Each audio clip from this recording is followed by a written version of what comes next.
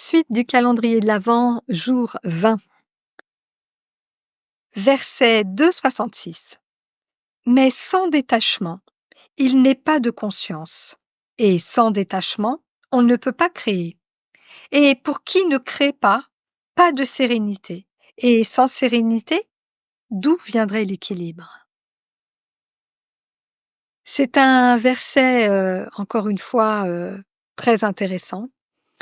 Il va vraiment nous parler de finalement de l'importance de la discipline intérieure, de la stabilité mentale et de la paix et finalement du bonheur, si on peut traduire l'équilibre par cet aspect de bonheur, la sérénité par vraiment la paix. Donc ce verset, implique vraiment la notion de discipline intérieure. Que dans ce contexte de la Bhagavad Gita, la capacité à contrôler nos pensées et nos désirs est fondamentale pour qu'on puisse mettre en place des actions éclairées pour nous, des actions qui sont bonnes pour nous et qui nous mènent, en tous les cas, qui nous gardent sur le chemin de notre svadharma. Et il dit que sans détachement, on ne peut pas créer. En fait, quand on parle de détachement, ça suggère l'idée de discipline. Parce que pour ne pas être attaché, pour ne pas être soumis à nos sens, ça suppose à un moment donné de les prendre en main. Et comment est-ce qu'on les prend en main? Eh ben, c'est vraiment la clé de ce calendrier, c'est vraiment par l'action. C'est vraiment par une discipline. La discipline vient de prendre une décision. Et c'est pas une histoire de motivation. C'est juste vous dire: «OK, j'y vais, je fais» et un esprit indiscipliné, il est emporté par ses caprices et il va pas pouvoir accéder à la clarté. En tout cas, c'est ce que dit, ce verset et puis il parle aussi de méditation comme condition à la paix intérieure et la méditation dans ce verset, c'est plus une simple pratique. C'est un état d'esprit, je dirais, oui, constant, en tous les cas, quelque chose, le fait d'être relié avec vous-même. Parce que sans discipline, encore une fois, méditer devient impossible et sans méditation, eh bien, l'esprit reste agité. Donc, comment est-ce qu'on fait pour aller vers cette méditation, vers cette paix intérieure? C'est encore une fois, évidemment que c'est tout l'enjeu finalement du yoga et ce verset nous rappelle que le bonheur n'est durable que si les résultats, directs des circonstances extérieures, pardon, que si le résultat n'est pas en lien avec les circonstances extérieures, mais que c'est vraiment un fruit du travail intérieur et ça va commencer par de la discipline.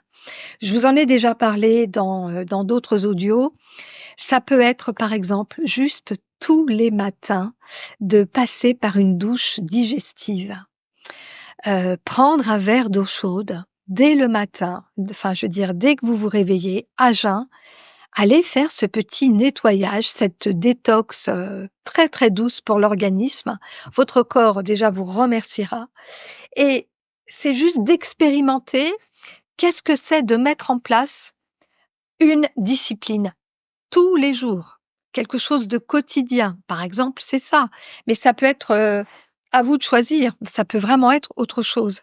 Ça, c'est vraiment important pour expérimenter, vraiment la discipline, quoi et puis, il parle aussi de créativité parce que, quand on est attaché, aux fruits, à un résultat et cetera, bah, ça va être compliqué de lâcher, vraiment d'être dans le lâcher prise et d'aller de l'avant, de se laisser aller à sa créativité.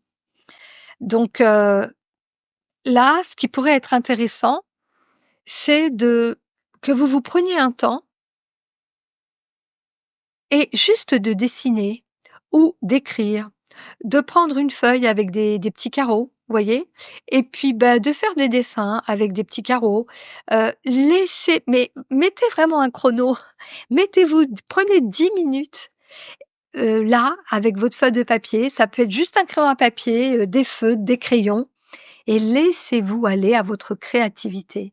Écrivez les mots qui vous viennent, des phrases ou un dessin spontané, des formes.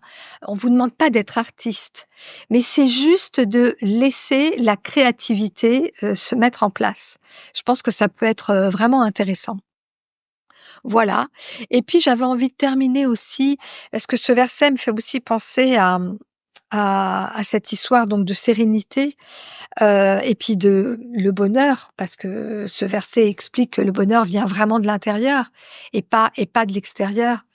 Et je parlais récemment avec une amie et elle me disait que, son cousin, à quel point elle avait du mal à le comprendre, tellement il avait tout pour être heureux. Enfin, vous voyez, vraiment, le truc de carte postale, quoi. Une belle maison, un super job, en plus, il vient d'être promu au poste qu'il voulait, une femme adorable, une relation super avec sa femme. Enfin, en tous les cas, c'est ce qu'elle croit et pour autant, il est super mal, ce cousin. Il va vraiment pas bien et ce verset, je trouve que c'est ça qu'il nous dit. Heu, le bonheur, c'est pas dans l'avoir, c'est vraiment dans l'être. Je veux dire, vous avez beau avoir tout ce qui vous comble, tout ce qui vous va bien et cetera, si à l'intérieur de vous, il y a ce vide, c'est pas les objets extérieurs qui vont le combler, ce vide. Et ça commence par la discipline, tout simplement. Voilà ce que dit ce verset. Bye bye.